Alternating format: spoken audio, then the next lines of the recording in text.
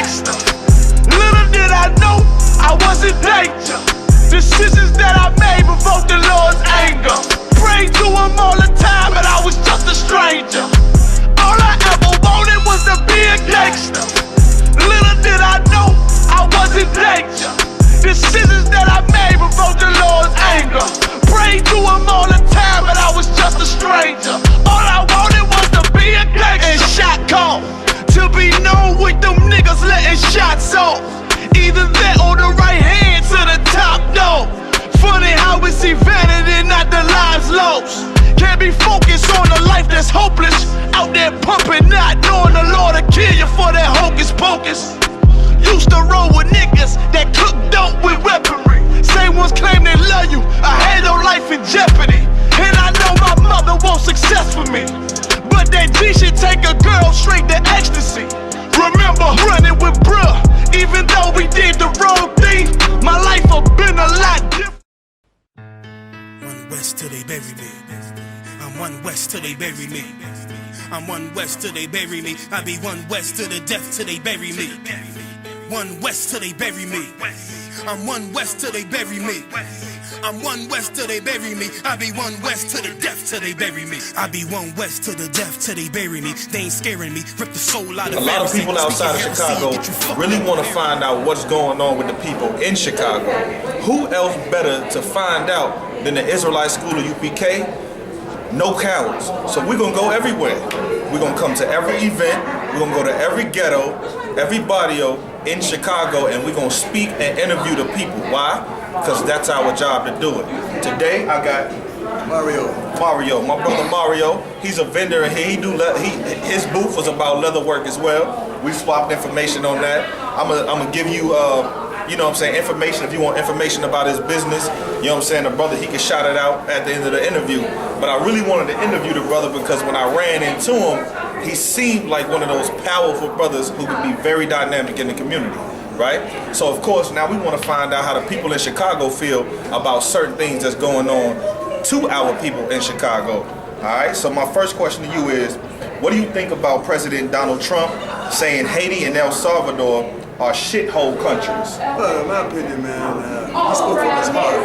Right, He showed and tuned into the people that felt the same way that he feels about us as a people. Right. So that was the answer to that. And when he said that, he had no forgiving thought about it. He did it so free-handed and willing. Right. You know, it was natural for him. Right. That's what he's lived. This life he's lived all his life. So it was just easy for him to make that statement. Right. Very comfortable. And when people get together that's alike, because there was no black man at the table, he felt comfortable in that environment to speak those words. And he felt there would be no retaliation, no other things about it. He felt very free, very comfortable when he spoke those when the words up to his mind and rolled off the tip of his tongue. He said, I'm at home with my people. His people, that's what he meant.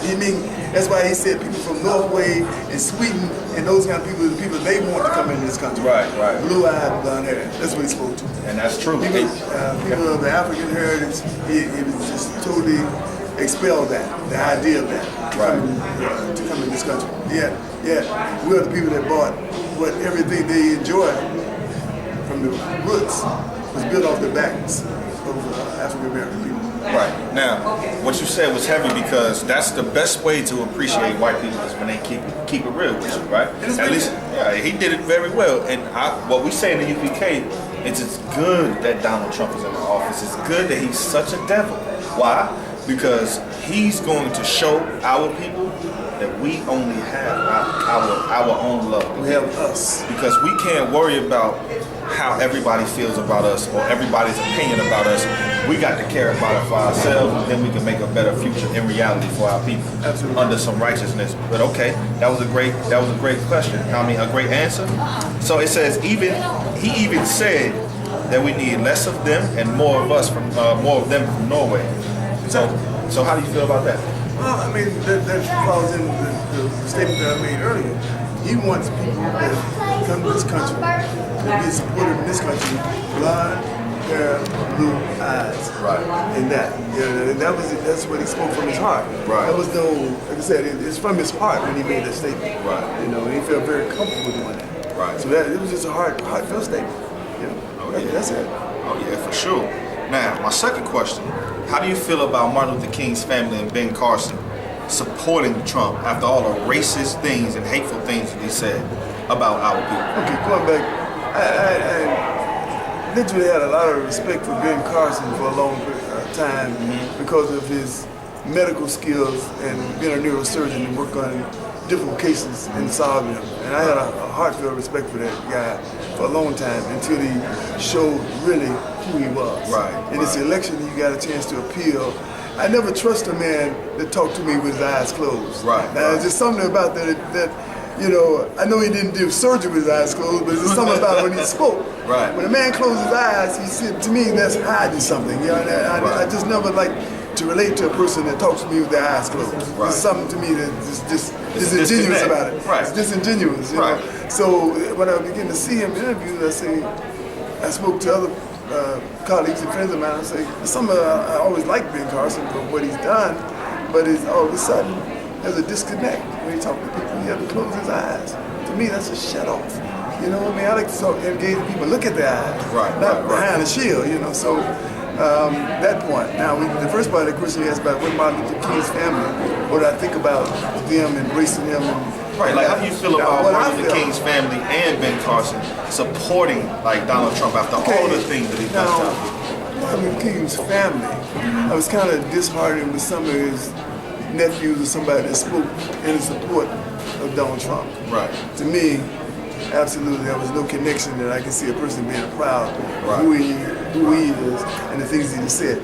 Not only, like I spoke earlier, what he did was showed his pure heart, and the people of his supporters showed their hearts. Right. You know, by they so started to support a guy with a mind and a spirit of corruption that he has. Right. What I mean, corruption is not so much in breaking the laws; it's just a corrupt feeling that's embedded in your background, from family, and inheritance, and those kind of things.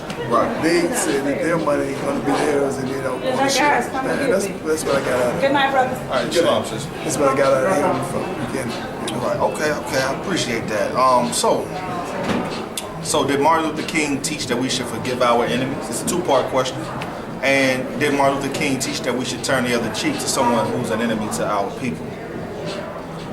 I think his teachings were to be supportive of our people. Yet, in a spiritual balance, it was like, forgive those who, for a lack of knowledge, would be for bitingly negative toward our people. I still don't have a heart to turn against Martin Luther King teachings and that, because I know in the times that he was alive, he meant well for everybody, you know.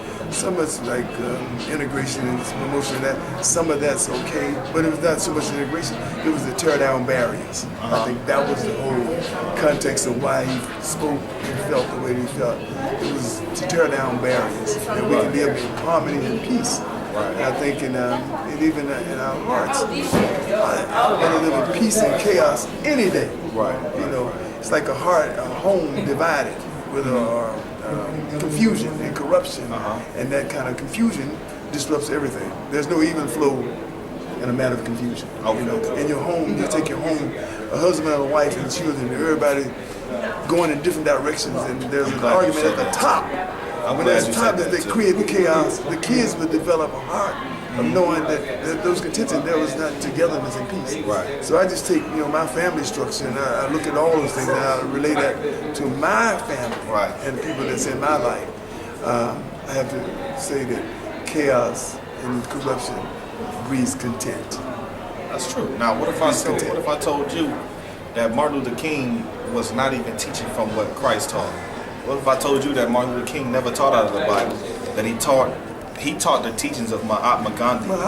Right? Now, we're supposed to be following a man who says that he loves the Lord, but yet he's not giving us what's in the Bible. He's giving us what another nation has said now.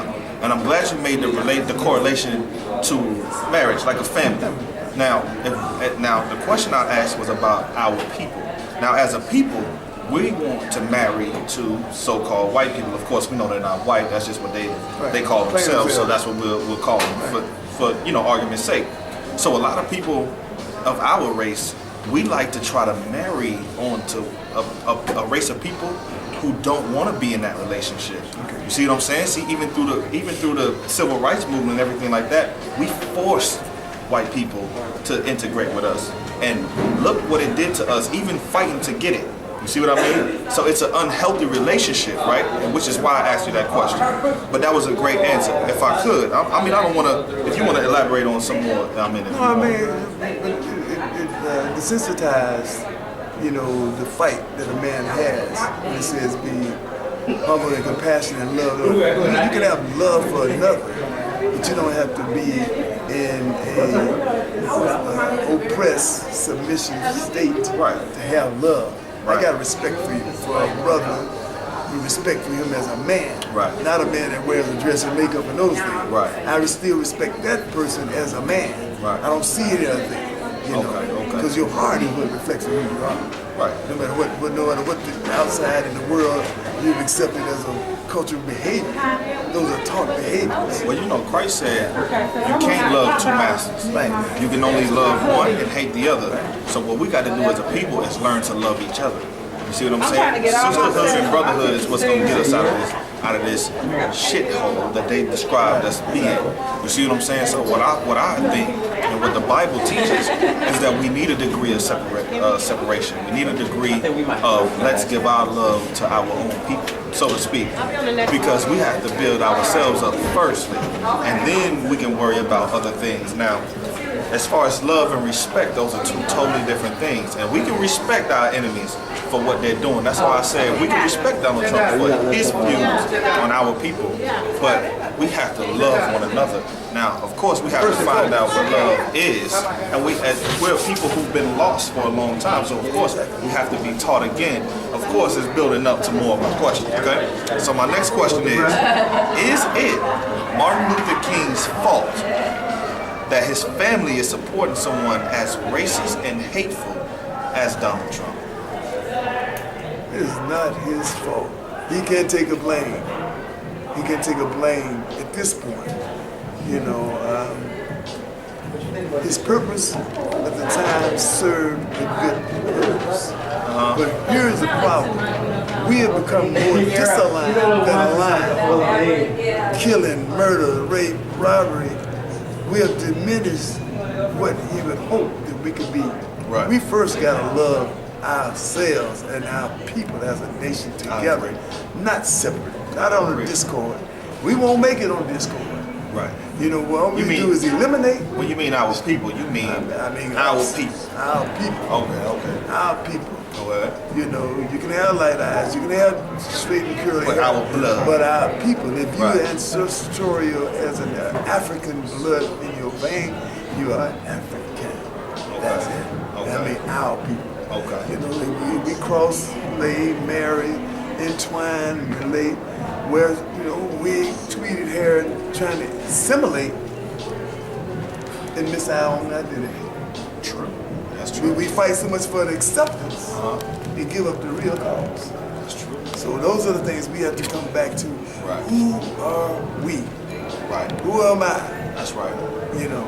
Now, you think we ready to face that? That's the question. Listen, we're perish for the lack of knowledge. That's true. Now, that's see, why Bible. we're in the situation we're in today. Right. Now, for the lack of the knowledge that is pure and knowledgeable, that's true. We perish together as all fools. That's true. Dissension among any of us will destroy us. It won't make us stronger. But see, what I want to ask you is, are we really ready for the answer? Because what if we found out that we never were African? And then we're actually the Israelites of that Bible. Then we have to live like Israelites. You see how our people who don't know who we are in today's time, they find out, oh, you came from Africa, so you must be African, and they try to get that culture back, right? They try to get it. You see people wearing the you know what I'm saying? You see people, you know, assimilating to all of those other cultures in Africa. But what if we have no blood ties to Africa? What if our blood ties are actually Israel? Then and only then can we find out how to fix our people, because that Bible is the number one way to fix black people. Okay, then again. Okay, go ahead. It goes back to the lack of knowledge. Right. The lack of knowledge. Right. See, loving this if you don't interview, get a by the way. I'm chance, loving if you don't get a chance to know whose you are, Right. whom you are, Right. you will never know whose you are. That's right. So that like I say, is that dissimulation of the lack of knowledge. It goes back to that about everything. Right, you right, know? right. It's like a DNA test. That's what we have to have. Right. And so you're speaking on the knowledgeable, it's the DNA test. Right. And that's it, man. That determines of who you are. Who you are. So we get back to finding that the inclusive is a basis of starting to build a foundation that you got to walk on. So basically, you saying we need our identity back gotta- to try to find out who we are to go where we need to go. That's the only way you're gonna get there. That's right. If you don't have that DNA test to know who you are, Right. you still misidentified. Right. You know? Now, of course, because you'll believe anything that people will say about you. Right. If you don't know who you are, that's it. And they can label you and this, all that. Stereotype you. All that. Everything. And we will fall short. That's right. Each time. Now, It's of back course. to the DNA test and knowing who you are and trust that. Now, of course, we know got a lot that the of Bible. Oh yeah, we know that the Bible is our DNA test, so to speak. You know what I mean? So, but if I could, here's my last question. All right, considering all the other questions that we had, would you support, love, and forgive Trump in any way for what he's done?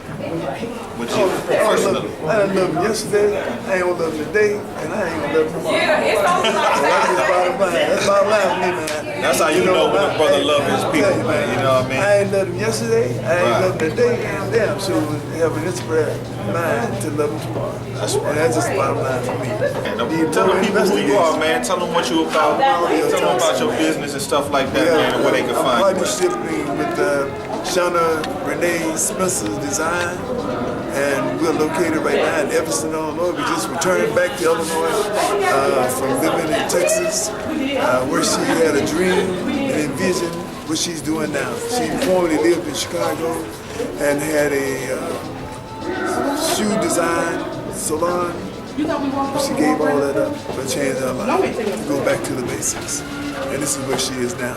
And this is what we saw today and what you all witnessed today was a vision and a dream. So she's living on a vision and a dream. So what's your contact information? The contact information for her is ShaunaReneeSpencer.com, and the number she can be reached is area code 847-322-4580. That's right, man. Listen. Peace to my brothers and sisters. That's right. And we the Israelite School of UPK, of course, we come out here, we're going to get ourselves involved and engulfed in the people. We want their opinions, we want what they think, we want how they feel, so we can find a way to fix our people. That's the first thing you got to do as a doctor or a physician. You have to diagnose the problem first. How sick and is the you patient? have to ask the patient what they feel, how they feel, what's troubling them, and but you have to know that before you can try to adjust or fix the problem. So here's the solution. Blacks, Hispanics, and Native Indians got to come together, know who they are, really love each other. Brotherhood and sisterhood is the weapon against white supremacy. Shalom. Shalom. Once again, my name is Captain DeBar. Hi, I'm Of the Latoya. Israelite School UPK. Nice to meet you, Latoya. You as well. Now you look like a strong black woman, of course. Okay, and of course we're here. This is a black event, and we came out to show some appreciation and support to our nation. But what I do want to ask you a couple questions on how you feel about some things that's been going on lately in the media. Okay.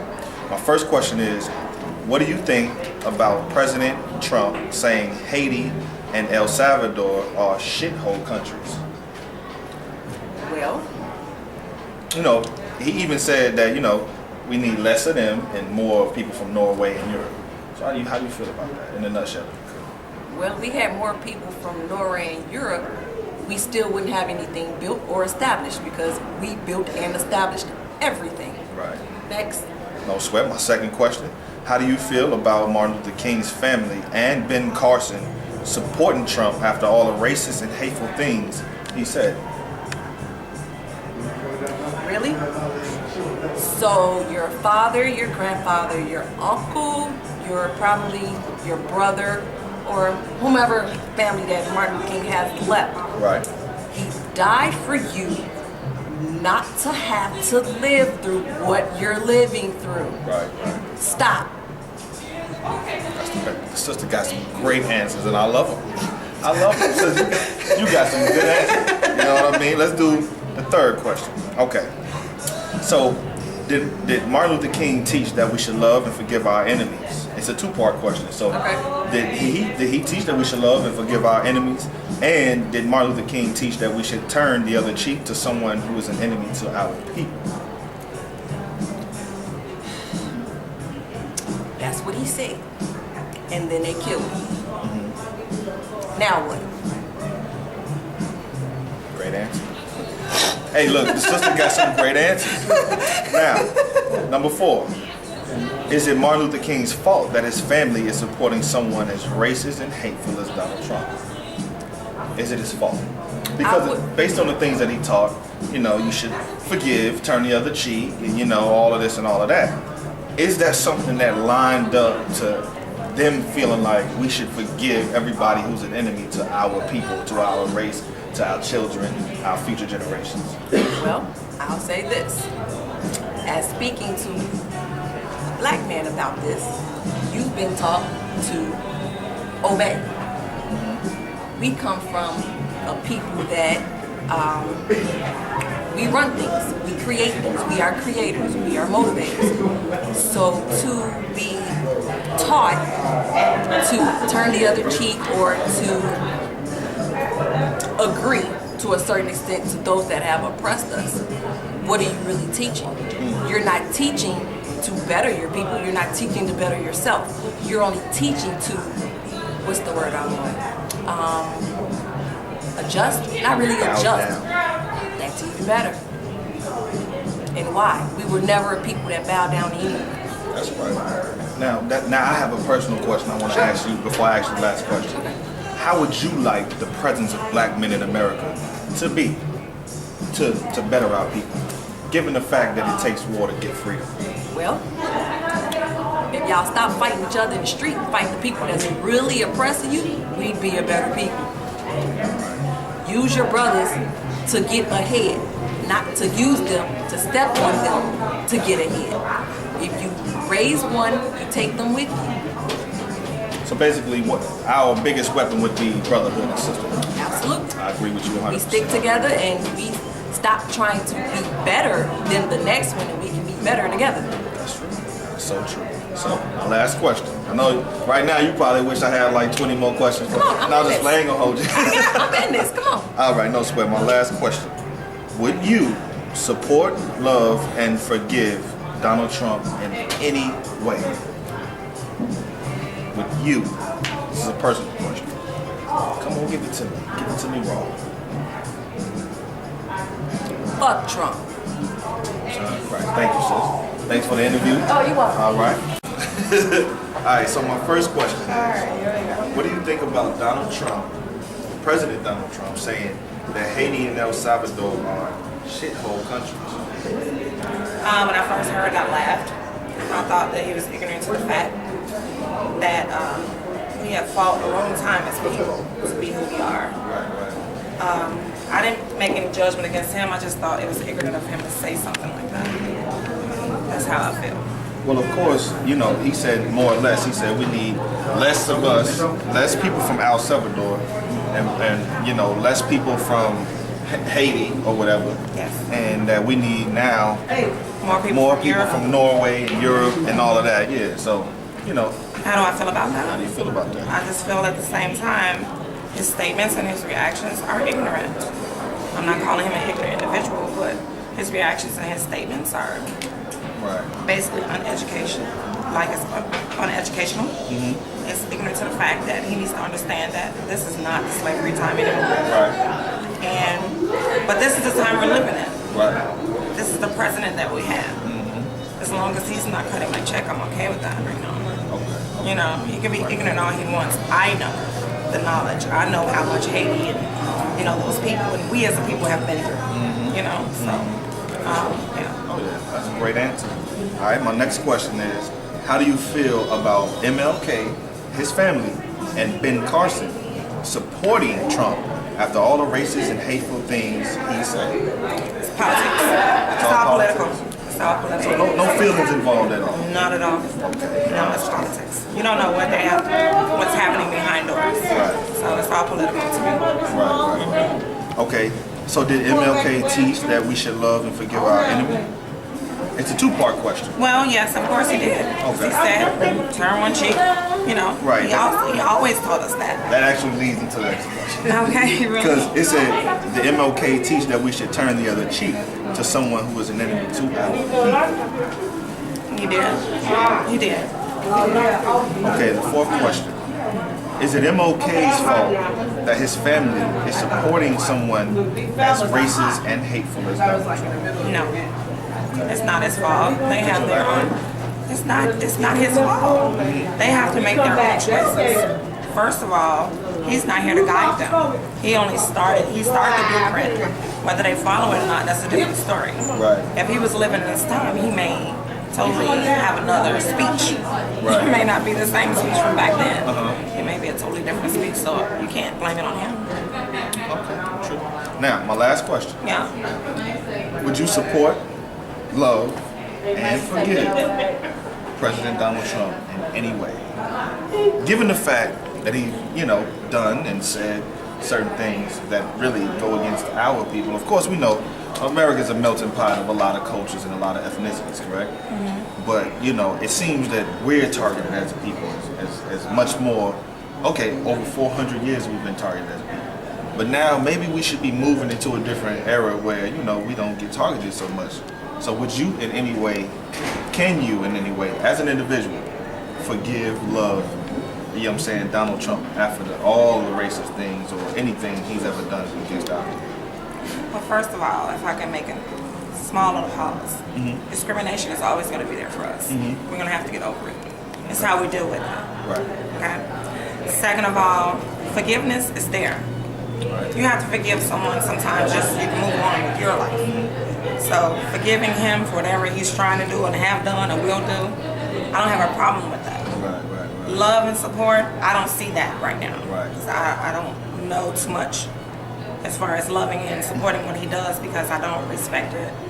But I can see myself forgiving some things, because that's the only way you move on in life. You can't hold on to grudges, That's true. That's true. So I appreciate that. I appreciate that. You're What I'm saying? welcome. You had some good answers. I think Really? she was ready for this. She was born for I this. was not ready, but I got ready. That's the thing. You have to get ready. So what's your name for the interview? For people who's viewing it, you know what I'm saying? If you want to talk about your business as well, you can go ahead and do that real Oh quick. man, appreciate that. So peace to the family. My name is Heka Mayat Kemet. My business is Quintessentials. We make natural personal hygiene products, mouthwash, toothpaste, deodorant, literally everything you need on a daily basis to maintain your personal hygiene. We make it. So that's who I am, on a basic level. How can they contact you? Man, so Instagram is Quintessential, so it's QUIN_T_essentials. Website is quintessentials5.com. Email, actually the email, because we just rebranded, so we just changed the name of the company to Quintessentials. Okay. So our email is still the email from our old name, so to speak, which is shadeoflife@gmail.com. Okay. But any one of those platforms, you can reach us. The telephone number is 704-401-9961. Okay. So any one of those, ways you can reach out to us and, get in contact with us. That's right. So as known, I'm Captain DeBar in the Israelite School of UPK here in Chicago. Of course, we got schools all over the country. We got schools out in the UK, Mexico, Nicaragua, Hawaii. You name it, we're here. You understand? And of course, our job under Commander General Yohana is to bring the truth to our people, or to sit down and put it all on the board, find out how we can get rid of or eliminate the problems that plague our people as a whole, right? So my first question to you, brother, is Yes, sir. what do you think, what are your thoughts on what President Donald Trump said when he said that he feels like we should have less Haitians and people from El Salvadorian? He thinks that they're shithole countries. What do you think about that, considering the fact that he said that America needs less of our people and more people from Norway and Europe and all of that. What do you think about that? Well, to be quite honest with you, I don't think too much of it. Because I don't expect anything more than who he is. You know, my father always tell me, when you know something, you can't get mad. So anything he does, it doesn't even really affect me because I know who he is, and I know what to expect of him. So to be honest with you, I appreciate that. You know, as opposed to a Hillary Clinton, to where she's going to put on a real good face, but she's probably just as bad as him, based off what she did in Haiti. You know, a lot of people aren't aware of how much money and resources that the Clintons stole from Haiti. You know, that was supposed to be going to them during that earthquake that they had. You know what I mean? A lot of people aren't aware of that. So, you know, we get duped with the Democratic Republic thing, which, to be honest with you, the Democrats are just as bad for black folks as the Republicans are. For sure. But they just play the game with us. You know what I mean? It's like Pepsi and Coca-Cola. Exactly. It's the same shit. You know what I'm saying? But Pepsi is going to appeal to us more because they use more black people in their commercials than Coke do. You see what I'm saying? But it's the same shit. You same thing, So, to be honest with you, what she did is a lot worse than what he said. He didn't do anything but say how he feel. I respect any man that says how they feel. And of course, you know how the Israelite school of UPK, we think like this.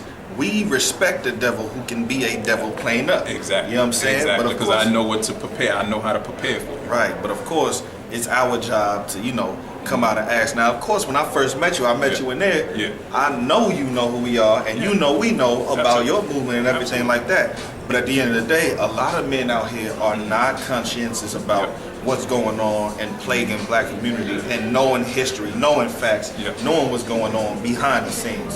So, of course, that was the best answer that any black man could get. And I say black man as a blanket term. Of course, we know our people. Let's say it like that. So my second question, if I could, how do you feel about Martin Luther King's family and Ben Carson supporting Donald Trump after all the racism or all the racist things or prejudice things he said out of his mouth?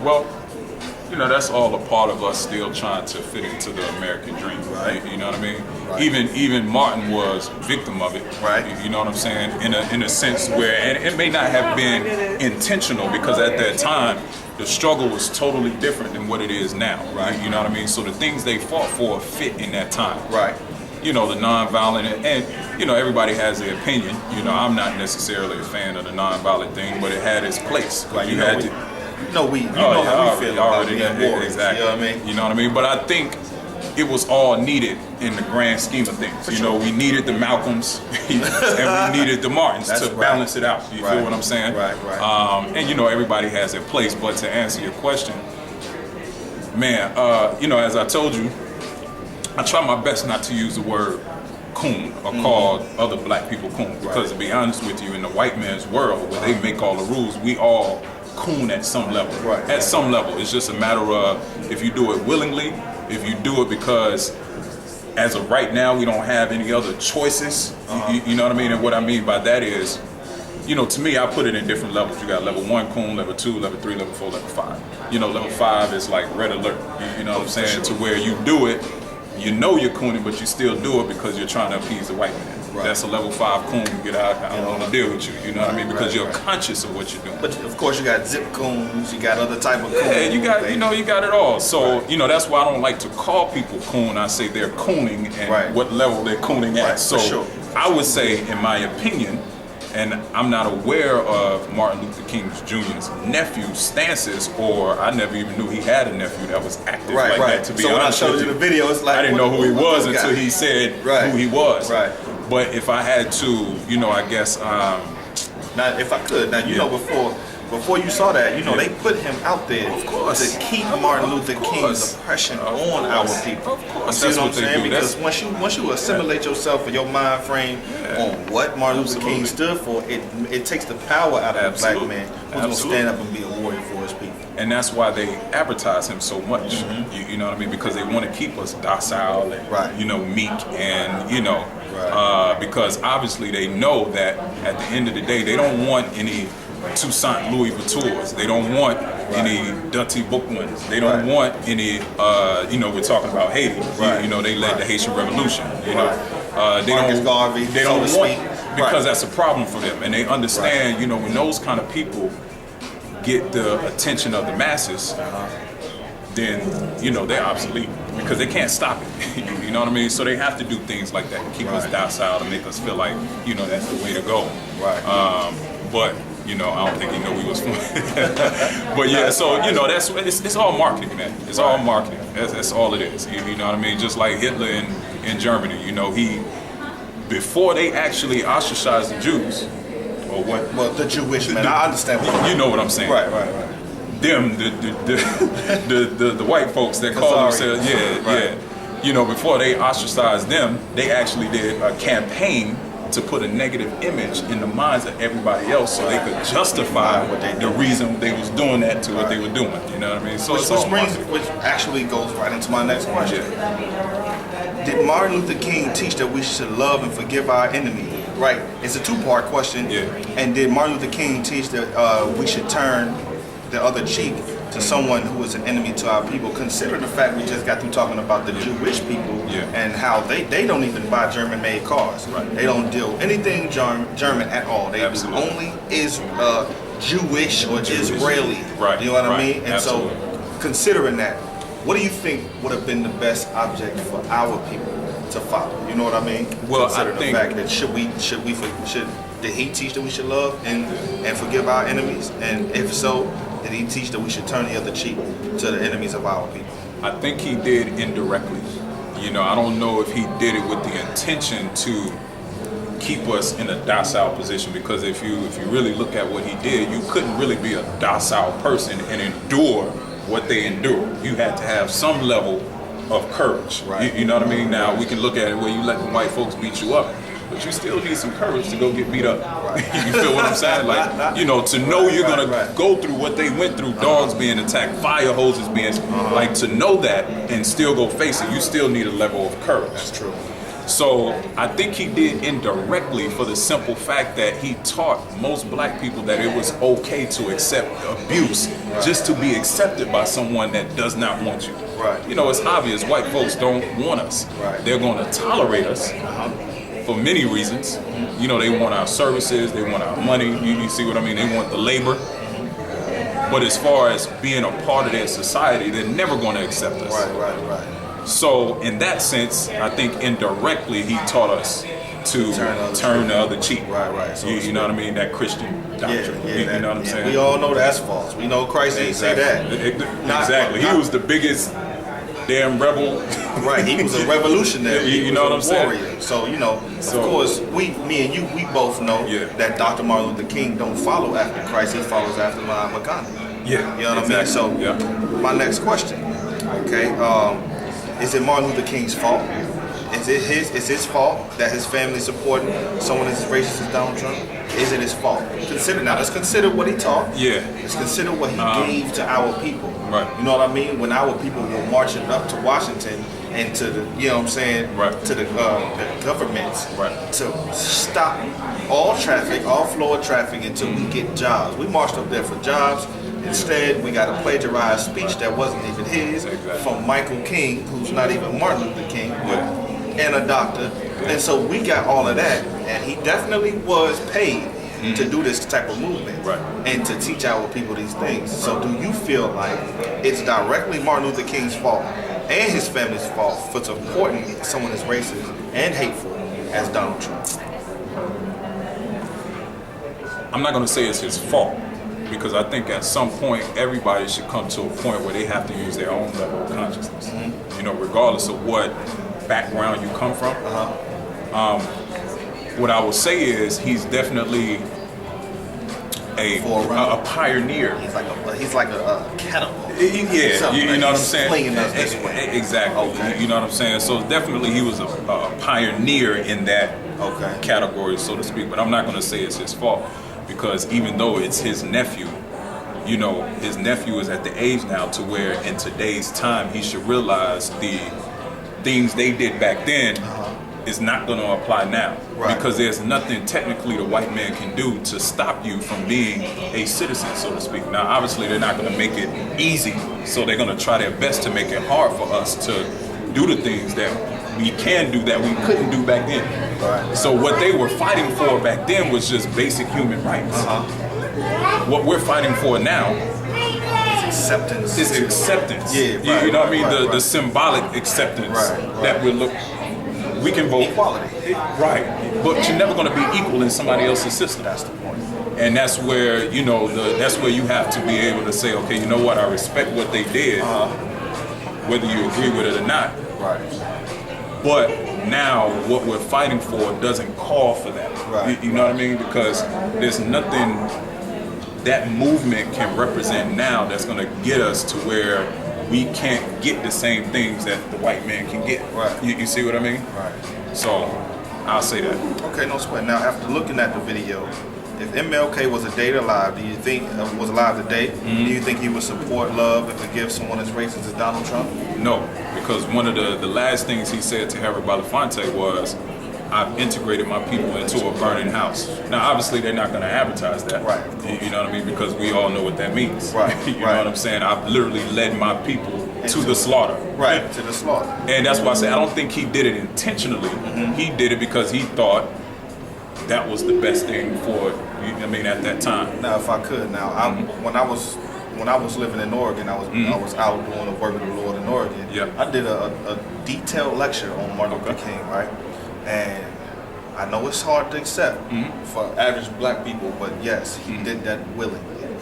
He sat down with a committee of other black leaders, and they all agreed and took checks to do exactly what he did. I mean, And he took money from communists and all of that to do what he did. You know what I mean? And so for him now, okay, before he died, I know he felt like he knew he was going to die. You know what I mean? Because of the things he did. He did such a disservice to our people. And so I think if he was alive, this is just my opinion, I think he would support it in all of the name of the work that he did. Right. You see what I'm saying? I think he wouldn't Just to come save up off face. of it and say, you know what, I was wrong the whole time and I'm not supporting Donald Trump or anything like that. I do believe that he would. But here's my last question. Will you support, love, and forgive Donald Trump in any way? No. My nigga. Fuck no. Man, look, here's the thing, right? And this is the thing that even most black people don't understand about being unapologetically black. Right. It does not mean I hate anyone. Right. I don't have the energy to hate anyone. What I hate is mindset. Right. So, do I hate the mindset of most white folks? Yes, because I know how they think. Right. Whether you think they're good white folks or not. The bottom line is, show me a white person that's going to be like, you know what? Man, my ancestors fucked y'all over. All of this wealth that we got in this world, we owe it to you. Right. So until you show me a white man that's going to literally give up all of the wealth and success that they got off the sweat of the back of our ancestors, Blood too. and blood, All right. and go to the powers that be and say, you know what? Give this shit to black folks because we owe it to them. Until you show me a white person that's going to give up their white privilege, then I might say, okay, that's a good white person. Until then, ain't none of them good in my eyes because I can't trust them. Hey, You look, know what I mean? If I can't trust you, I don't want nothing to do with I you. tell you like this, I use it like this. Think about a tub full of snakes, right? You got 40 snakes in the tub. You got 10 of them that can, like, they very venomous. They can bite you, kill you, and all that. Absolutely. You mix them in with all the other Yeah. snakes. Would you reach your hand in there to grab one? That's how I look at white Absolutely. people. You And understand? Muhammad Ali said it best. He was like, I don't know if you saw this interview. He was like, yeah, there's some cool white folks in the world, but why would I risk my life to find one or two good white folks when there's 10 million trying to kill me? That don't make no sense. Right. You know what I'm saying? Just for the one or two that might be okay, that's not even worth my time. You know what I'm saying? That's right. So But it's see- the same thing. But see, here's what we're dealing with, though. Now we're dealing with, based off of what Martin Luther King did, he's so honored and we saw the video. They was talking about how black people should look at Martin Luther King's legacy as a day to take out some trash. Yeah. Don't go congregate, Yeah. you know what I'm saying? And don't go congregate at the park and don't have a barbecue in honor of Martin Luther King. Right. But go take out somebody's trash. Right. Be more of a slave. Yeah. Don't take pride in. But yeah, Labor Day, 4th of July, all these other, all these other. Don't forget. Don't forget. Now they go out, they shoot fireworks, and 9/11. They don't want nobody to take out no trash on 9/11, do they? You see what I mean? So it's an oxymoronic type of mindset to have when you looking at leaders who we placed as leaders over our people, and now we got to look at the people who think like Martin Luther King. Right. We got to look at the people who think like white supremacy. We got to think about the people who think, oh, it's okay to be like this. We should love everybody else, but it's not getting us nowhere. Exactly. So we're not producing no more strong black women, strong black men to lead and guide the family up the way that they should do. Like you said, unapologetically black. I like to say a warrior. That's what I like to say. Exactly. Somebody who will die for blacks, Hispanics, and Native Indians as a people, as a nation. And so that's why the Israelite School of UPK, we out here, we're gonna go hit every blackity black event we can. We don't want everybody.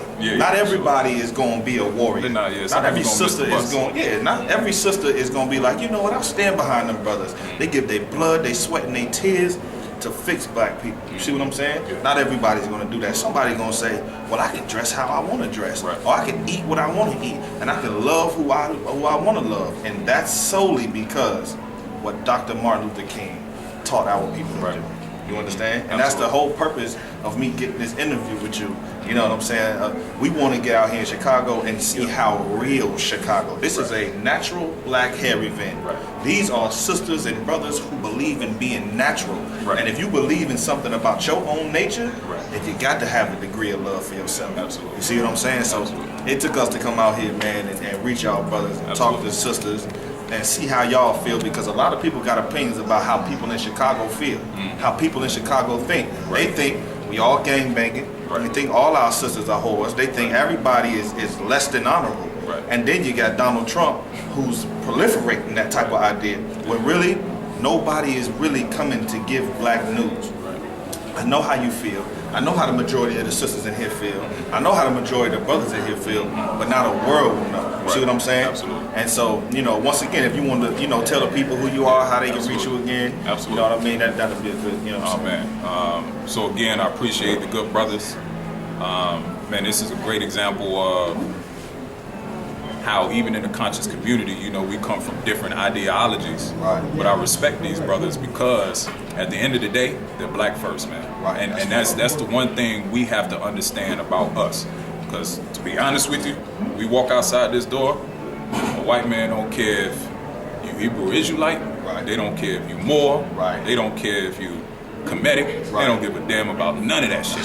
They look at you, they see a threat, they're gonna take you down just the same. So I wanted to say that first, but again, my name is Heka Mayat Kemet.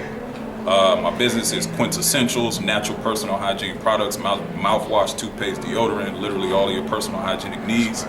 Website is quintessential5.com. So that's QUINTESSI.